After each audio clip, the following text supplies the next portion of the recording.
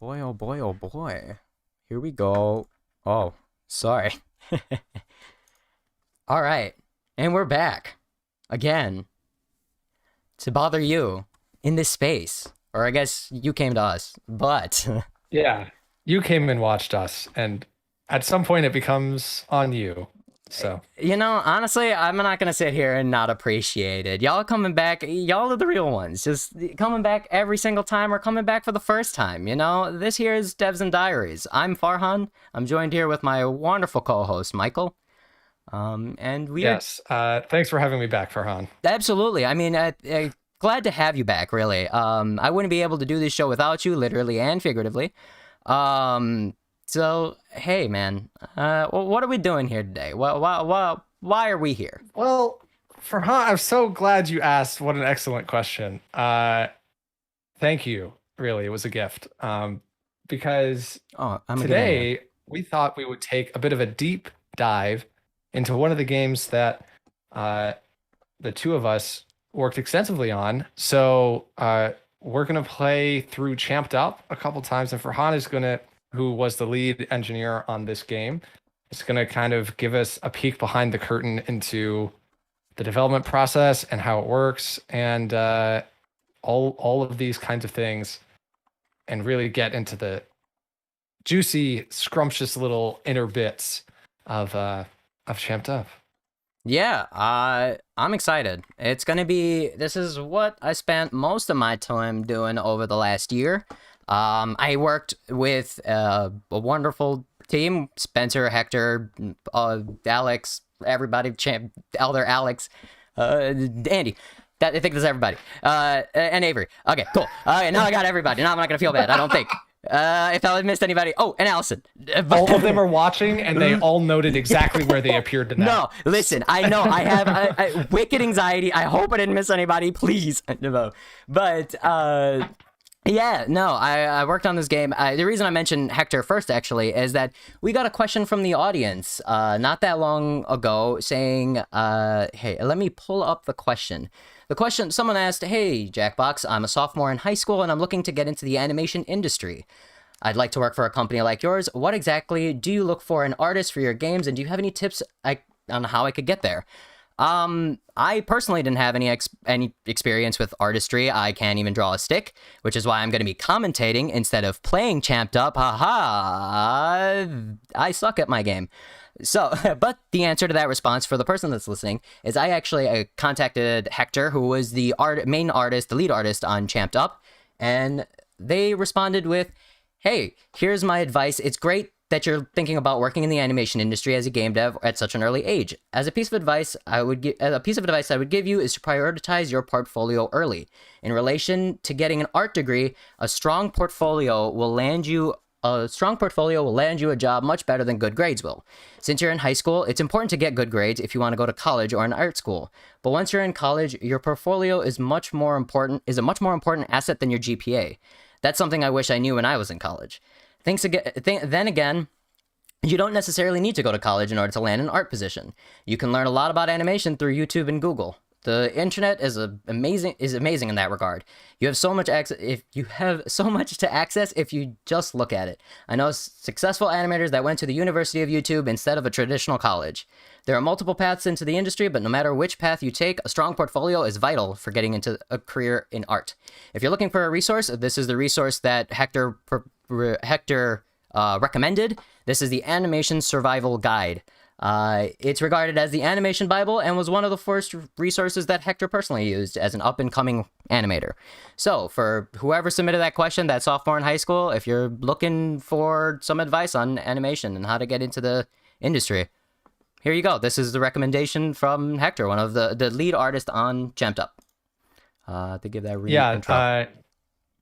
really pertinent advice, and I think that the idea of like your GPA becomes much less important. I think that that is true even of engineering. Like in the games Thousand space, percent. it's much less about GPA and much more about your portfolio and what kind of games you've made and projects you've worked on, more so than the number. Yeah, I mean, my GPA isn't great. I think my GPA was like a 3.2 or something. Yeah, not a great GPA, but I had a portfolio that I think was pretty strong. Definitely. And if you're just joining, this is Devs and Diaries. It's a stream about the game making process here at Jackbox Games. And Farhan and I, Michael, are both developers here. So that's why we're talking about the games industry and how to break in. Answering user questions, and feel free to ask any questions you have in the chat about how our games work or the industry, or just also life in general, about how to talk to your crush, how to get them, to say yes to you to prom. I know prom coming up soon, y'all. So anyways, We were talking about that sophomore in high school. We were talking about the art, how to get into art. Now the question is, how do you get to prom? You get a limo, you ditch the limo, and what you actually do is you get a 5-cheese pizza and play Resistance 3 all night. That's the way to prom. That's the actual way to do prom right, in my opinion. The way that you get to prom is, first you get a job in the games industry. Right. And everyone will be like, oh, he's so cool.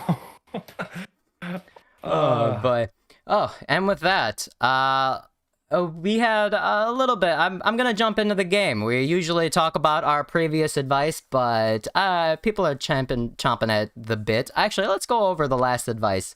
I take it back. Let's go over the last advice. Usually at the end of this show, we try to give one piece of advice. Typically, it's relevant. More typically, it's not. So at the end of the show, we try to wrap up what we learned here, what we gathered into a singular piece of advice. Last time, it wasn't last week, we talked about risk assessment. Failure is something you ought to avoid. Joshi006 gave us in that diary entry. And the only risk I didn't ever assess was myself. I think we got a little sad. We got a little edgy. This ain't a scene. It's a G-dang Devs and Diaries. Am I right? Yeah. That joke is for 3 people. For like 3 or 4 people. But we're going to synthesize what we learned here today, and you're going to hear a lot of me talking and bring that back around to a diary entry at the end of our episode. And with that, Michael, are you ready to jump on in? Yeah, I'm ready to get champed up. All right. As the game says. Oh, and with that, let me start the game. Hopefully. Oh, okay. Well, and thank you, local idiot. Thank you for loving our games. And I wish I had a nicer way of thanking you, but that is your name. So. And if you're in the audience, feel free to join. The room code is AJIZ. There is a Twitch extension that I should be using. You should be able to, for our Twitch audience, I think you can join through there as well. Yes, the Twitch extension. Oh, the Discord join link, I think, is currently set to the diary doc. Just FYI for him. Okay. It's whatever the text is showing up on that particular scene. I don't know. It's probably fine. All right. All right. So, I guess oh, right. There's another question actually on here. Actually, I take it back. I read the same question that I read before again, so that's on me. There is a question about development lengths that came in through the Google form. Kind of how long it takes to make each game, and the answer is that it depends a lot on when the game gets greenlit. We have like an internal pitching process, and basically from whenever a game concept gets greenlit to when the party pack comes out, we're working on them. So that might be on the order of magnitude of like 3 months difference between the first and last game in a pack getting greenlit. Like some might happen the year before, And sometimes they go much later. So, as in the pitch happens like, I don't know, May. Has happened before. Yeah. On that, someone also asked, like, how do you start a new party pack? Typically, going off of what Michael said, games kind of get greenlit, and as they get greenlit, that's kind of how we formulate our party pack. We typically have an idea of like what kind of games we want in a party pack. You know, like we know we have a drawing game, we have a response game. So like these are the things that we've done in the past, right? So kind of like, well, looking at that, well, how can we bring that into the new party pack? Like what is something we could do differently on the games that we've already had in our selection, our catalog? On top of that, like, well, what is the technologies we have available to us? Well, like I said, since we did a drawing game, since we've done this game, it's kind of like using a lot of that stuff.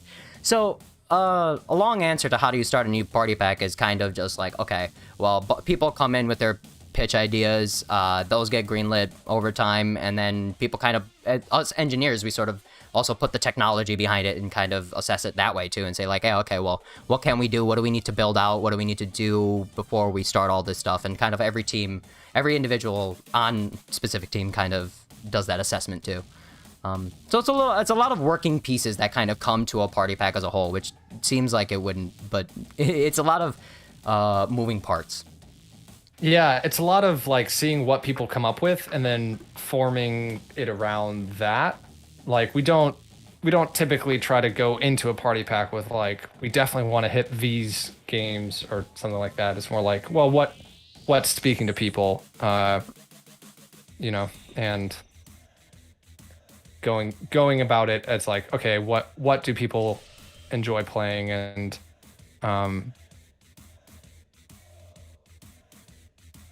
yeah. So this is actually going on the Champed Up, the deep dive. And if anybody has questions about Champed Up specifically, feel free to pop it in the chat. I know this game literally inside and out. But one of my favorite things about this screen is that the create your champion, where it says create your champion on the bottom there with the audience, it used to look wildly different. So the way it used to look was it was a bunch of little guys. It was a bunch of little guys that like actually just jumped up and did. It was like a whole animation of those like small little guys. We ended up not going forward with it because it didn't look. It kind of just didn't fit the theme. But I did love that animation of just like, I think there was like 30 or 40 little guys with their ball caps and they were just like doing this little a one-up pump thing, and it was my favorite thing. And the entire time I was like, oh man, I wish I could like change their hat colors, and I'm just gonna tint it and it'll be fine, it'll be cool. Yeah, I think that's one of my favorite parts about working here, honestly, is seeing the in-progress art ideas, because some of them are so often so wild and like hilarious and might just like actually detract from the message of the game. Not saying that the specific instance you did that like that in progress thing was, but it's like sometimes it's just great to see our artists at work a lot of times. Yeah, it's a ton of fun.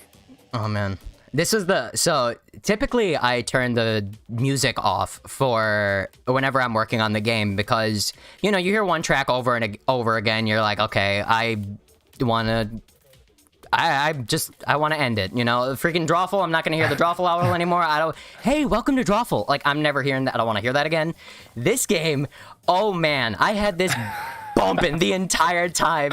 The fresh tracks that Andy has made in this one, it gets you groove. It gets the people going. It gets in your bones. I love it. And then the breakdown. It's such a good time. Oh, it's so good. Yeah, I mean, I feel like every bit of music is amazing, but this music was extra amazing. Oh man. Someone was asking in the chat, how is the number of players for a game determined? That's a great question, actually. It's a lot of trial and error. Thank you, Brian Ashman. Thank you, Brian Ashman. So it's a lot of trial and error. A lot of the times, there was a bunch of times that we've tried games that are were low player counts. Like we would start off at like 4, maybe 6, and then they would expand into 13 or like 12, because it just so happened that that game type really just worked for that type of for multiple players. So what ended up, so a lot of the times what happens is that, oh, I love this animation. Oh, I could talk about this forever. I love this animation so much. But how do we determine? Quick answer is a lot of trial and error. We end up playing a lot of the games. We find out that it works for a lot of players, and sometimes we try with like 12 players and then find out that that doesn't work, so we cut it down to like 12, 11, 10 until it does. Usually it ends up being like even numbers is kind of how you do it. I mean, it helps mathematically, but yeah, that's just something that I've learned as I've gone through the playtest. When I've done like 6 and then 8 and then 10, and then later on it makes it easier to cover the odd numbers. I don't know, but that's just a personal working thing. Yeah, sometimes game counts are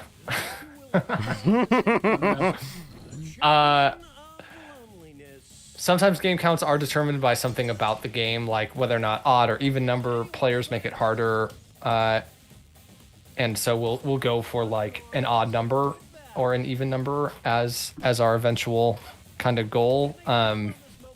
But most of the time it's like game length, just because adding more players, like there was a version of Talking Points that was a 12-player game, and it just took like an hour. So we were just like, if that many people want to play the game, you should just do it in like separate play sessions, you know. Oh man. Something I love about this game is Lassinat mentioned that I really like the UI in this Champed Up. I love the UI in this game. One of the things that Hector had a phenomenal idea for the UI, so I'm not going to take any credit from that. But one of the things that I loved about this game and tried to make sure, at least on the engineering side, was to make sure that the UI was crisp and clean across the board. One of the things with that is actually, like, there's 2 mini features in this game that it was like small pizza polish that I really like. Is the health bars was actually a big conversation that we had. It was we had no way of actually like displaying. God, I love this animation. We do need to talk about how you do that at some point. I love that animation. It's so good. Finish your thing, and then I'll tee up how impressive it is, and then you can talk about it. Yes. Please shower me with your adoration and your affection. I love it. But so the UI, one of the things was trying to keep the UI simplistic, but also kind of convey the message, but also balancing that kind of like fighting game feeling, right? If you see the health bars up there, they're actually a representation of the amount of votes you have. So if it's green, you have more votes. If you have red, then it's less votes. And kind of from that, it was sort of like, the reason why I'm going to gush about it is like just there was a lot of playing around and messing around with the math to make it look like a proper health bar while also making it look like it's doing the audience votes. I mean, a little secret is it's fudging it a bit, but you'll never notice. Literally, you'll never notice. It is. Everything is always fudging it a bit in games. Yes, if that's one advice I'll give you, one piece of advice is it's fudging it, but making sure no one notices. Yeah. So, Farhan, I want to tee up this finisher animation because. Oh yeah. Well, it's not the one that we're talking about when it comes up. The cutting animation. Why it's so impressive to me is that we use vector graphics for most of the stuff that is on screen, I would say, in our games. So it's like, if you were to kind of abstract that, it's a point and a direction, you know, these are lines, this is player submitted stuff. So how do you cut that into thirds? How do you have lines that cut and separate these player submitted drawings? Because when I first saw that, I was blown away. And I don't want to ruin anyone's day, but if you look at the animations for cutting t-shirts, you might notice something about what happens to the drawing that you submit as that animation plays. So Farhan, please. First of all, how dare you insult one of our products? They're perfect. I mean, are you going to say that TKO has a bug in it? All right, I'm not. It's not a bug. It's definitely not a feature. Bug. All right, it's a feature. I'm gonna stop. Yeah, no. So a lot of that was playing around with a ton of stuff to try to make it work. Oddly enough, so going into that split, it isn't just one picture. There was two ways that I tried doing it the first time. Like the first time I tried doing it, I did way too much math. So, like I was saying earlier, a lot of game development. The problem. That is my problem. I have an issue with math. Like math is my first solution, and it ends up being the wrong solution most of the time, because, like we were saying earlier, a lot of it is fudging it, but making sure that people kind of don't notice. The way I did it in this one was, so I took the 3 pictures and I copied it. I first turned it into bitmap data, which, if anybody was curious in the computer science, that's just like it's basically just a really efficient way of storing image data at a high level. So, like, I kind of fudged it with copy and pasting that image in 3 different places. So I copied and pasted that image in 3 different places, and then I kind of put a mask on on the other 2 sides of it, so you only really saw one piece. So the cut is actually not really a cut, it's 3 images that are just moving in space by themselves, really. And it looks like a cut, but it's actually not. It's literally just like 3 different images that are just like separating slowly. But you don't see it because the stuff in the middle gets like invisibled out, and you can't, and masking and all masking business and transparencies and stuff. But I love that animation. That was one of my favorite things, especially like when it got it working, just to see that like Amaterasu type craziness that is just, I lost my mind. Oh, it's so satisfying, and especially coming from the perspective of like knowing how hard it is to do. It was a lot of fun. Shockingly easier than I expected it to be. Because I was expecting it to take like a ton of time, like a ton of weeks and stuff. But like I was saying earlier, like the second you switch looking at something, when you switch it to looking at something in a different way, sometimes the solution is much, much, much easier. And it's just like, oh crap, I didn't look at it this way. Yeah, one of the things I've kind of found is that a lot of times those solutions just kind of come with time, like thinking about the problem over a long duration, as opposed to like thinking about it really hard at a particular moment. And like if I walk away, just like literally walk away from my computer and stop thinking about kind of the thing, solutions are kind of arrive to you, as opposed to like just going again and again on like on an algorithmic problem or like technical problem, that kind of way. So I don't know, that's personally for me, like somewhat counterintuitively, not working on the thing often will give you solutions to your thing, especially technical problems. At least I found that to be true. I echo that 100%. Like, some of the hardest problems that I solved were not at my desk. It was in the shower or like while I was drinking tea in my kitchen, taking like a 20-minute break, because it doesn't seem like it, but even when you're looking at your computer, just staring at something going like, I'm not doing anything, I'm thinking, and it's not coming together. Like, it seems like you're not productive or you're not doing anything. But that's kind of like to your own detriment. Is like you were saying earlier, like you just need that break. You need your mind to just kind of refocus and not get in that echo chamber that you were in the entire time.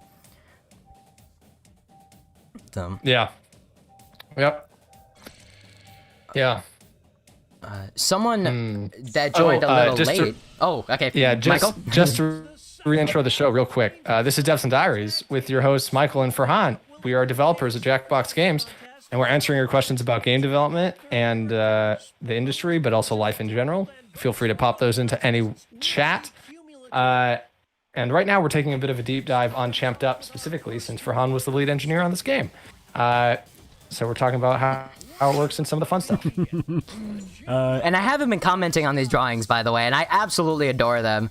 The one that got me last round, and whoever drew the brick, that was a phenomenally drawn brick. I don't know, the lines were magnifique. I loved it.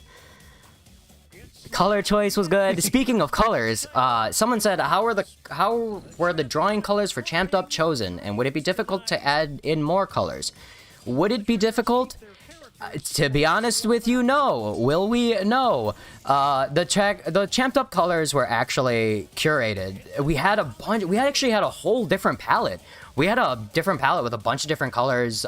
We originally, I'm not sure if white is a color now, but white used to be a color before. It is. It is? It still is. Okay. Yeah. We had a couple of different neons. We had a couple of different like variations of shades. We had I think brown wasn't a color, and we added in brown because a lot of the palette was very neon-y, very I'm gonna speak completely out of my wheelhouse because I know nothing about arts and color, but it's it was a lot of neons, and then we ended up having to change it just because of our background. Because the background was white and gray, we had to change it to something that would pop more. Or, the brown ended up being a better contrast against the background, and it was just oddly enough, people like to draw poop. A brown's a useful color, man. There was a lot of times where people are like, oh, okay, I need brown. And that was never a color that we thought we would ever expect.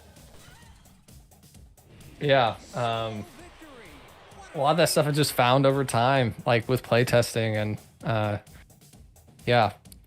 we have a question from Simple Person 98 on how we solve problems with trolls, racists, AFKs in the game.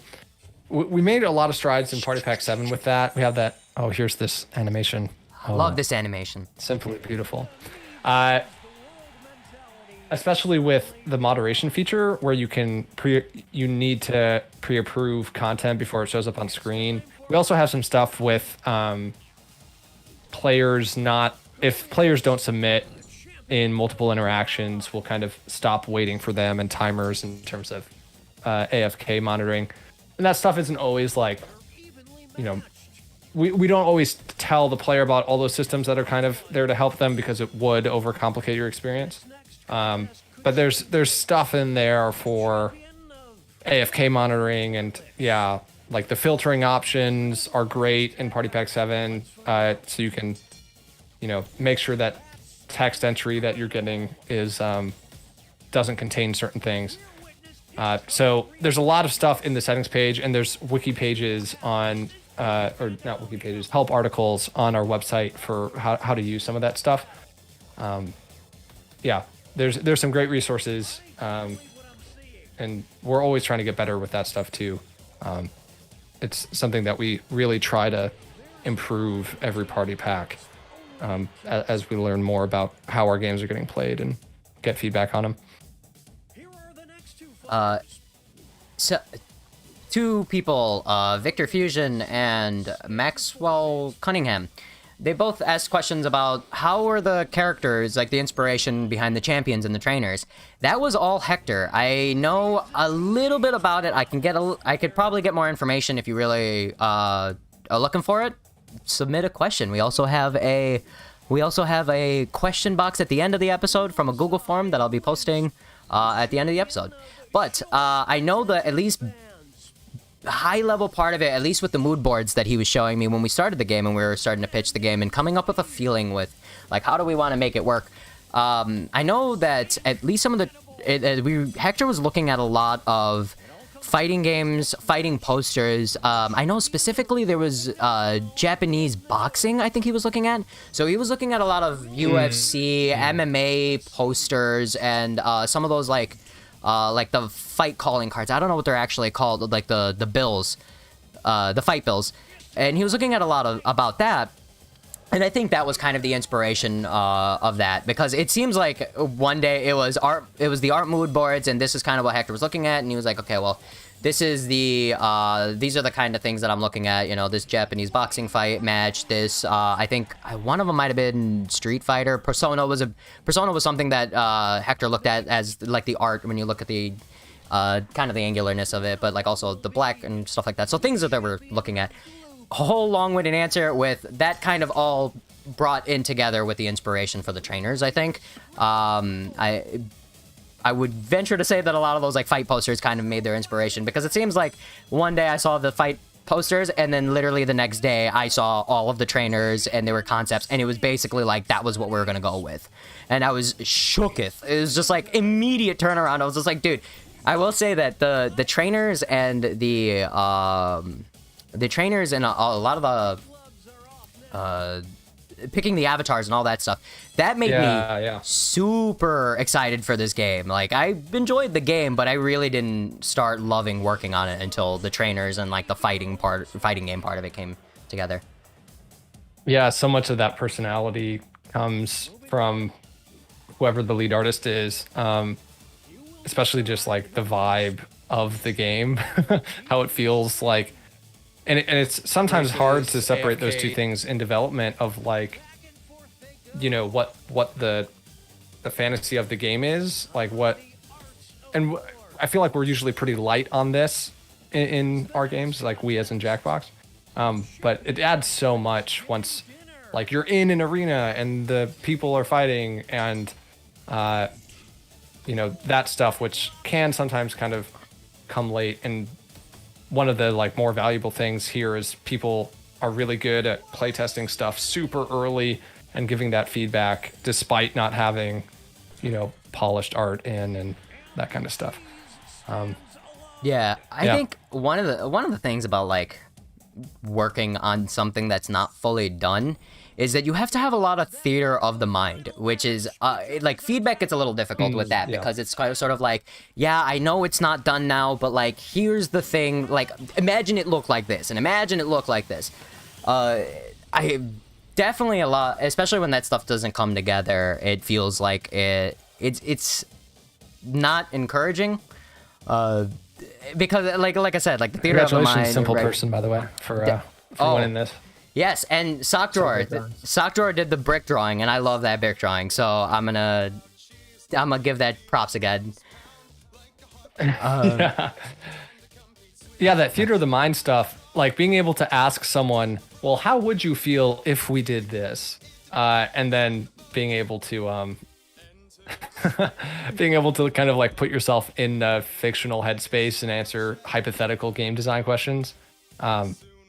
You know, obviously we always prefer to test everything out ever, but having some amount of theater of mind is, super relevant and helpful for us, especially when our turnaround time is so fast. Like, we do just need to imagine sometimes. Oh, okay. Do you want to kick off another game? We got time for one more. Yeah, I think so. Okay. Let's go back Zach, to... I agree that Barney getting no love is something to be proud of. Yeah, I hard giggled at that one too. I didn't give that props because it passed. I think it was one of the first rounds, so my bad. But that was pretty choice, my friend. Okay. Oh, here. Let me bring this in. And for anybody that might be just joining us, this is Devs and Diaries. Hello, I'm not Michael. I am Farhan. I don't know. Hi, this is Devs and Diaries. I don't know my identity. Please, if you do know who I am. And the goal is by the end of the stream, we'll figure that out. Right. And if you know who I am, please like, comment, and subscribe. Smash that like button. Put it in the comments. Maybe I'll figure out who I am. We're really searching for an identity of this person who is hosting the stream and this game. So if you have any leads on who this person is. Have you seen this body? We only have dental records. Who is he? I don't know.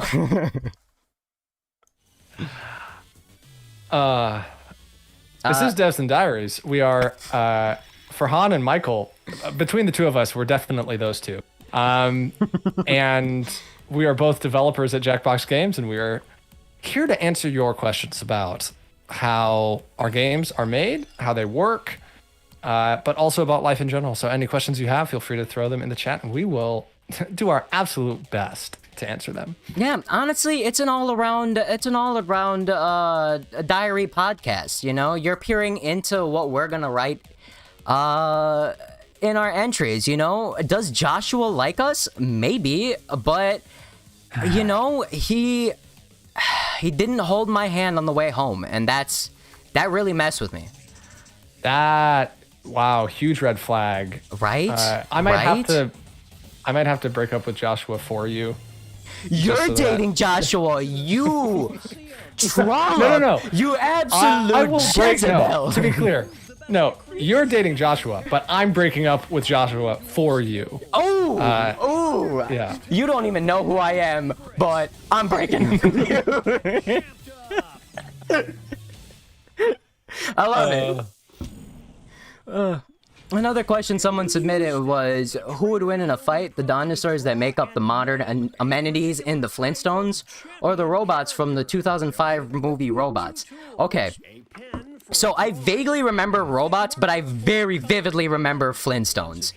And I really think that there was that red robot that looked like the fiddler from Futurama, right? The one that's just like, oh, I know this city like the back of my hand. Oh, that's new. That's one of my favorite jokes of all time, by the way. That being said, that is a level of blast processing that I don't think that the Flintstones animals can achieve. Just because of like the pure comedic value that robot can give you, I'm pretty sure that's, if I may say, it is a meteoric joke. Oh, he's out here. He's making Jurassic references. He leaned way in for the delivery of that one. He knew he had just an absolute banger, explosive. Yeah. And a banger of a joke. Yeah. Dinosaurs are great and are super highly evolved, so I feel like they would win. I just think it's a little bogus that one of the dinosaurs is the toilet. Like, there's a part of me that bothers me, and the other thing that bothers me is that, I mean, like, even in modern society, we don't have bidets, which is a dang shame. I'm gonna tell you right now, if you care about your booty, you should get a bidet. That's my advice for the day. But if you had a bidet in the Flintstones time, that would also have to be an elephant. And I don't know.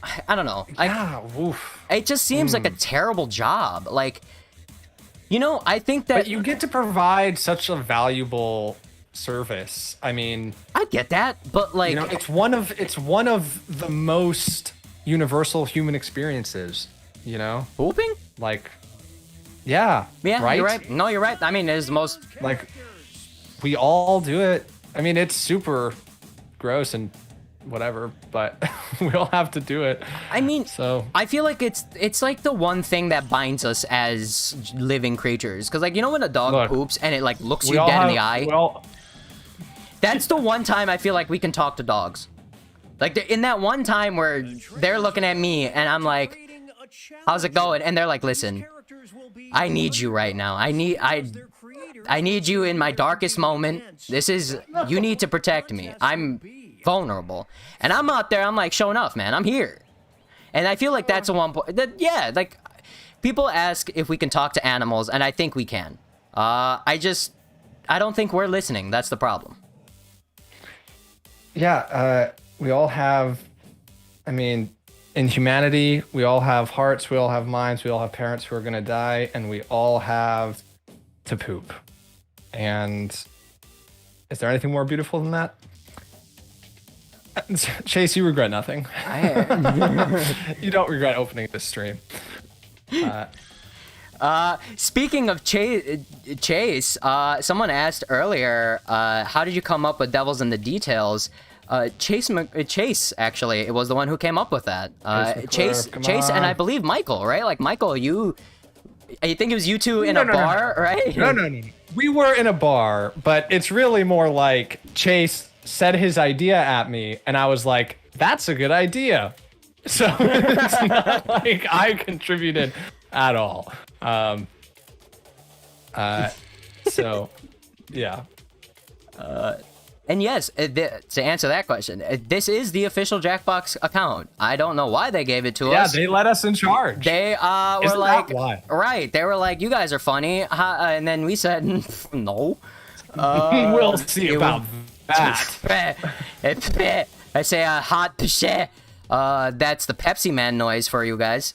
It was a bad mistake. Have you ever played Pepsi Man?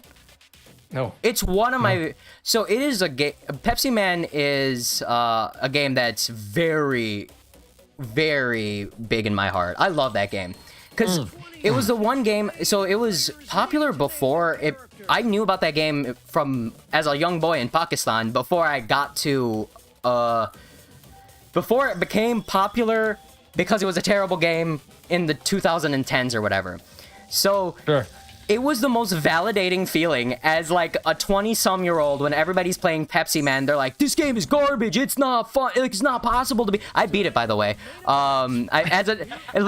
During pandemic, the first thing I did was actually beat Pepsi Man with one of my best friends. So,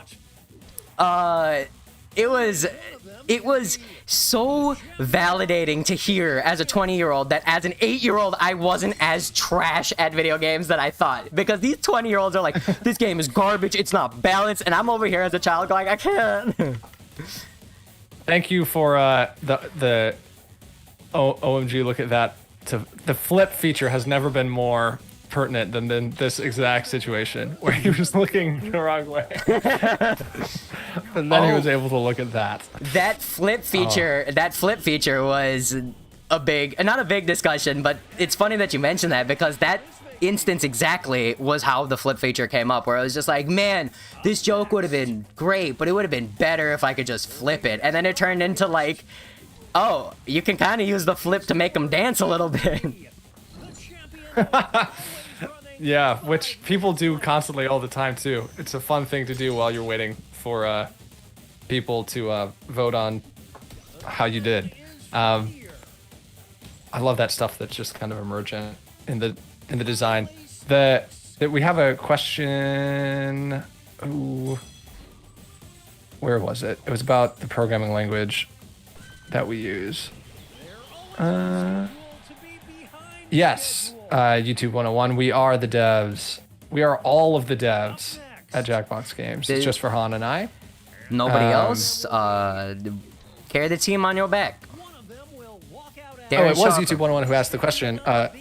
What language are the Jackbox packs coded in? It's a mix, obviously, depending on. So we're on so many different platforms. Like each platform is going to have a bit of native code that is. Not necessarily unique to it, but you have different programming languages for different runtimes. And so like if it's on, like we're on Apple TV and iPad, if you want to play our games on either of those two things, you can. And that code is written in Objective-C, for example. A lot of the games themselves are written in ActionScript 3. We program in Flash. So it's a high-level memory-managed scripting language, real easy to use, makes games fast. I like it. Good language. It's great. You get my thumbs up. Scripting languages, scripting languages for rapid iteration are, oh man, they're real nice. Just like this is getting really technical for everyone, but they save you so much time. They just save you so much time.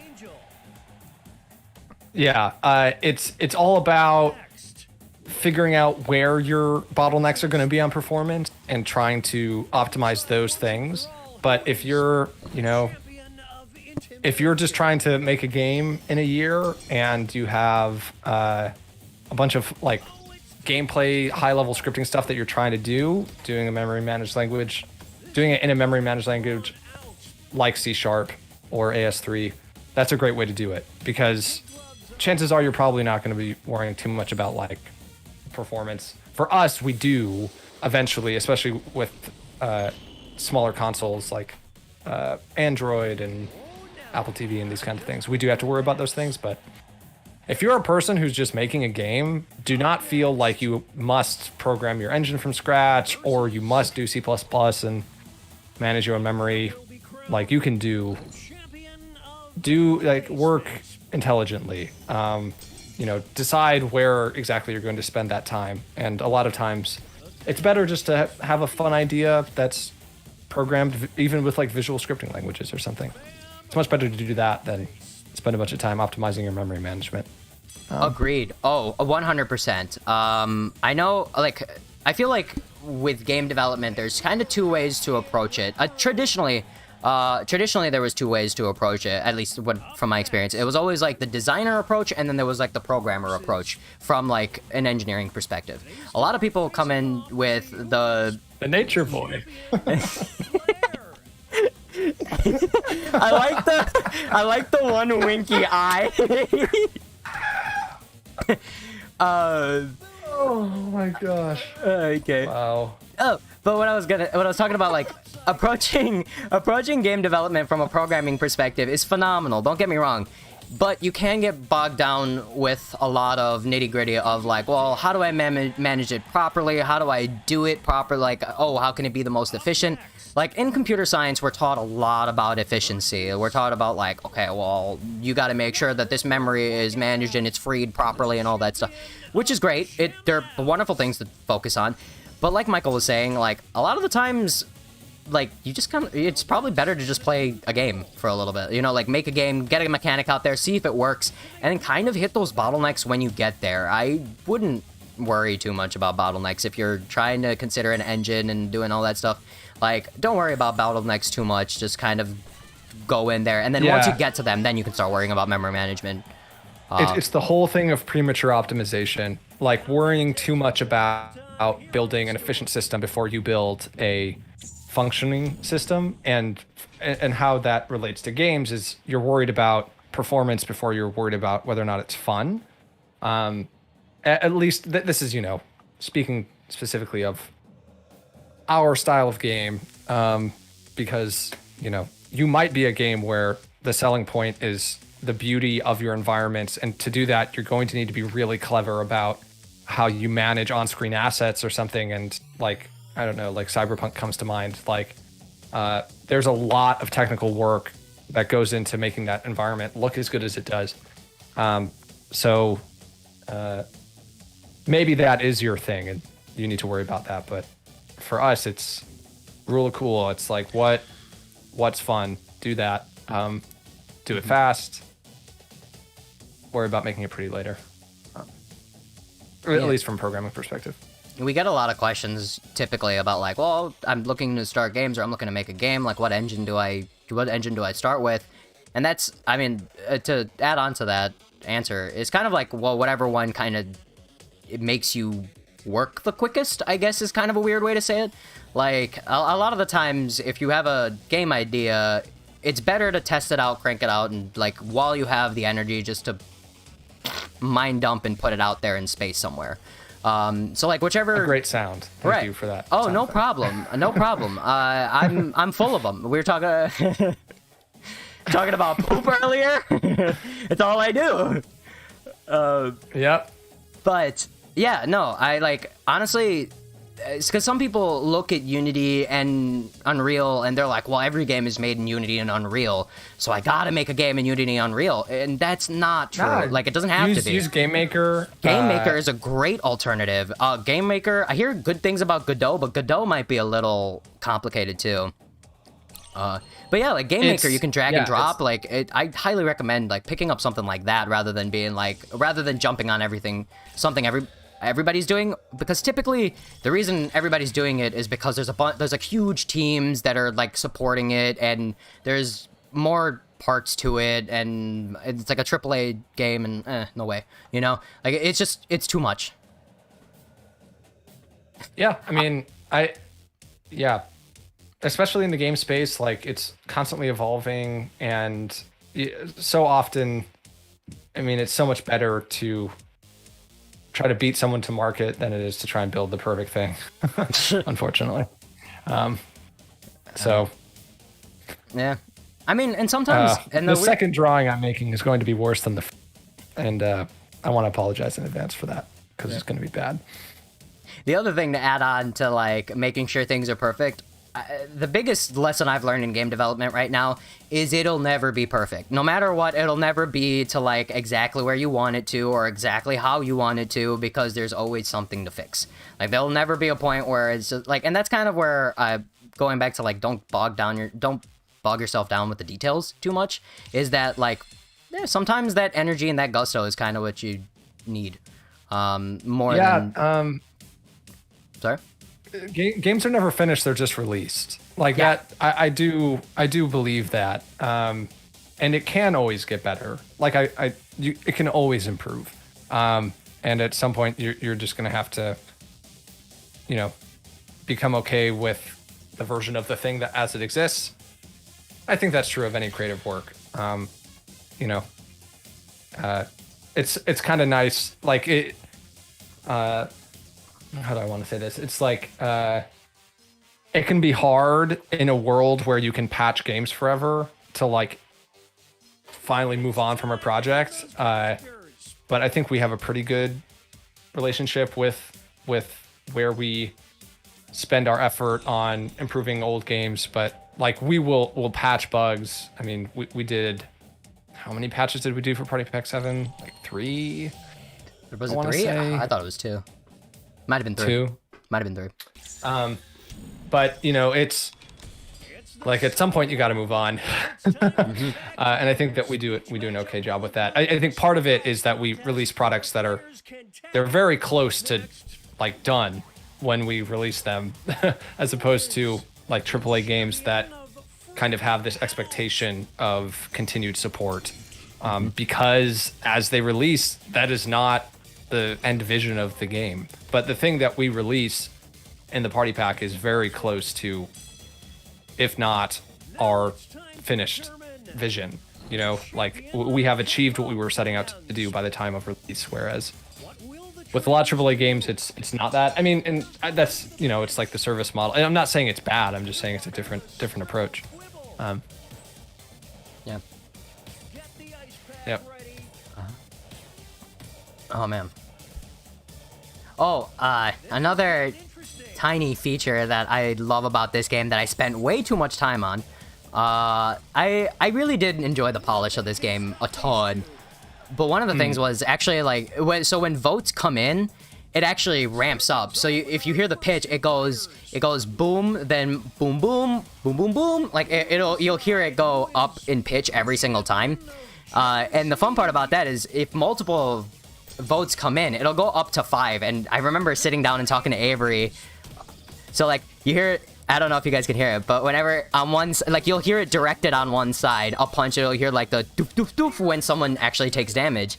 And we sat down and talked about it forever. Like, okay, well, how many punches can you put in before it like sounds like a fight? So we tried putting in 1 and it didn't sound right. So then I was just like, I remember going to Avery and I was just like, okay, you don't have to put anything in, but let me try it. And I made a loop and I was just like, play this sound like 12 times in a row, but with like a second delay in the middle. And this is what we got. So it ended up being like, okay, I'm just going to change the pitch, then change the pitch, then play it, then change the pitch, then play it, then change the pitch, then play it. And it just ended up to being like this. It's only up to 5 punches, but I love it. Like the doof, doof, doof, doof, doof. It's so good. That's nice. I love the sound effects in this game. The sound effects are wonderful. One of them will be the champion of fictional Ali G. Nice. Respect. Oh man. We're witnessing greatness. Someone asked, Borderline Dumb is this username. I'm not calling you that. The champion of deserving. How do you pick the person to voice the games? I mean, Will the trainers we cast our host, much like you would cast any role. I mean, we do end up casting a lot of people in the kind of like Chicago comedy scene just because we know those people. But I mean, yeah, people send in auditions and it's casting like you would expect for any voice acting gig in that respect. It's a little bit more normal than perhaps it can seem. Yeah, it really is kind of like it is kind of like an acting audition, but probably a lot less stress. Yeah, you still send in for voice actor people if you're interested. You send in a couple takes and like we'll send you a script and you send in a couple takes. You send in NDA. It's normal thing. Voice acting. A lot of times. Sorry. Yeah, a lot of times we don't actually have a total handle on what the host is going to be until we start hearing people too, and that can kind of really help us figure out who, like what the host in the game is going to be. Is once we actually start hearing people read, like we'll go in with an idea, but a lot of that can come out of the auditions that we get. So, yeah, it's a really nice collaboration. It's some of the coolest stuff I think we do is the collaborations between the hosts and the writers and getting that like voice right and figuring out how they complement each other. Because our writing team is so good. Like I truly think it's one of the best parts, or it's one of the things that sets us apart, just like in the industry, is the quality of our writing, like in-house writing team. Yeah. We employ so many writers, and they're all so great. I feel like, yeah, like when the game is typically, if the game is typically being pitched by a writer, it's a lot easier with the voice actors because I feel like they also, when they come into the game, they really act it up because the writers are also phenomenal at their job, so they kind of come in and they kind of give it a voice walking into it too. I feel. Which helps with that voice actor decision too. Helps with trying to figure out like what kind of talent we want to even view and like who is a right fit for this. Speaking of which, man, voice acting is something that I always wish that I could get into, but I don't know. Hey, anyone can do it. Anyone could do it. That's 100% true. Anyone can do. I'm halfway between like everyone should try. That's what I'll say. Everyone should try. Yeah. Oh man. Oh, someone VJ Heights. You know, it's lovely to hear it. DJ Heights said that they helped them make new friends with Jackbox, and hey, happy to pass on the smiles. That's pretty much what we're trying to do here. Honestly, is just making people giggle and bringing people to couch co-op. Honestly, one of the things that actually the reason why I came here was because we do couch co-op, and like it's that collaborative play that I feel like modern games are missing sometimes. Isn't it wild how like split screen co-op is died out of games now entirely, and it makes me so sad. It makes me so sad that split, because some of my favorite memories are like, you know, Halo, getting together, playing Halo, and just like mounting like 24 case, right? Oh yeah, I mean, what a Sidewinder with a 24 case, you know, just oof, you know, it's great. Sidewinder, Blood Gulch, you do the Maw on Legendary with all the skulls on. That's what you do. The Warthog run. The Warthog run, yeah. I know these terms. I know these terms. Don't look at my 10,000 Halo 3 games. You're right. No, let's not look at like the literally 30 billion hours. My budget.net service record, I'm sure, is not good. It's amazing I learned anything in school, provided how much I was playing video games. Yeah. Oh, by the way, I mean, like, since we're talking about Halo, this is always on my little list of things that I can display. The special edition from Reach. Do you remember this? Oh, it was like this. Yeah, it was like this real pretty box with the oh, wrong way. The nice. Me and my brother fought over who got to keep that because we only bought one copy for like all three of us. Oh God! Me and my brothers, and it was like, he won. He has it. So. Whatever. What? Oh man. Well, that's lame. But Halo was one of the first things I got better at my older brothers at, which is like that's a great feeling. Yeah. Oh yeah. Oh man. And now, of course, I'm better than them at everything. Of course. I mean, that's just the natural progression of things. You are the youngest, and therefore you must usurp the older. That's how this works. Yes. I forgot this book. I forgot about this book. Mildly with some really great drawings. I think that's probably why they won. All right. Congratulations to Mildly. Great drawings again. You just said that. I just processed what you said. And being a terrible co-host, I guess, looking at my books. My memorabilia. Yeah, also I don't have your camera feed, so I was actually just guessing at what you were looking at. Oh, yeah. I was still looking at this book, and then it started falling, and I'm just like, ugh, it's all over the place. All right, but that brings us to the end of our show, which means that it brings us to the diary entry. What did we learn today? What can we take away? Because I feel like this today was a very mostly just a deep dive. We had a ton of good info about, like, you know, taking your time, like, you know, standing up and walking away, like doing something else. But then we also talked about the true vulnerability that we only feel while pooping. So I feel like there might be a way to link these things together if we spend a little bit of time to try and kind of, see how we feel about that kind of stuff. Farhan, I learned my name. I forgot. I've got an identity today. Thank you for reminding us. I've become human, and that's great. No, cognizant. Animals have names too, which is right. What do you mean? They got names. We'll yeah, we should probably stop eating animals, huh? No, Darn. Yeah, probably. We got to make our way that way. I used to be a pescatarian, and then I stopped, and now I'm like, oh man, why'd I stop now? We'll get there, but don't let that distract us from perhaps what our lesson is. This is not about me and my lack of pescatarianism these days. This is about what we learned here today. What did we learn about? We learned about pooping. We didn't learn about assessment. We learned about how about this? Okay, so today is all about taking a stroll, let's say. Taking a stroll. Or how about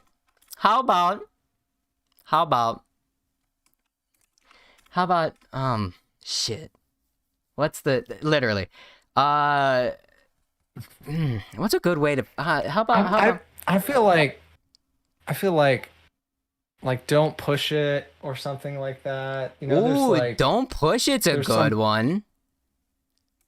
Like everything takes time. You know. I kind of want to. Oh, Sometimes get up and walk away. How about this one? This episode's called "Take a Trip to the Stool." All right. Not only is it about sometimes you need a bathroom break, but it's also about sometimes you need a break. Sometimes you need to sit on that stool and just, you know, have a tea, look out the window, maybe. Okay. Yep. I really like Don't Push It. Don't Push It is good. How can don't push it. Use I don't know, like use what you've got. What you've got's enough. These are all kind of messages we could write to ourselves. You know? Okay. Joshy, I agree. Deep dives don't produce shallow ideas. What a No, they don't. What a chef's kiss. Okay. How about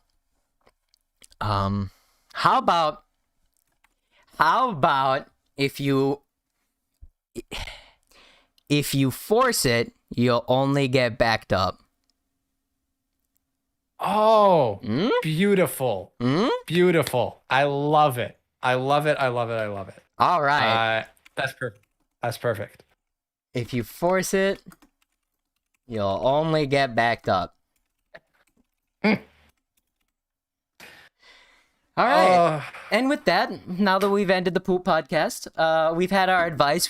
Thank you for taking this stroll with us, and thanks for listening to me talk about the game that I worked on for pretty much the entire hour for the last year. So, appreciate it. So many great little tidbits. And Farhan, you made a great game, and it was entirely you. So, nobody else. That means that you are a great person because the game you made was good. So, yes, my congratulations on self world is one-to-one related to my work. I have literally no one cares outside. I'm just sorry. This is too dark. I don't want to do this. This makes me sad. It's the end of the stream. Oh, gosh. I'm hot. I'm wearing a sweater. All right. It's sweater weather, okay? Sweater weather. Gosh. It is. I got a pink sweater. It's the first pink sweater I've ever had. I'm excited. It's summertime, baby. I'm excited for you. It's Amazing. springtime, baby. Yeah, it's a good time. Okay. Going to Well, light thank you touch. everyone for watching Devs and Diaries. I hope you learned something about how our games work here at Jackbox, but also about yourselves. Yeah. And tune in next week when we're going to do this whole thing again and learn more and put it in our diary. Absolutely. All right. Take care, everyone. Bye-bye.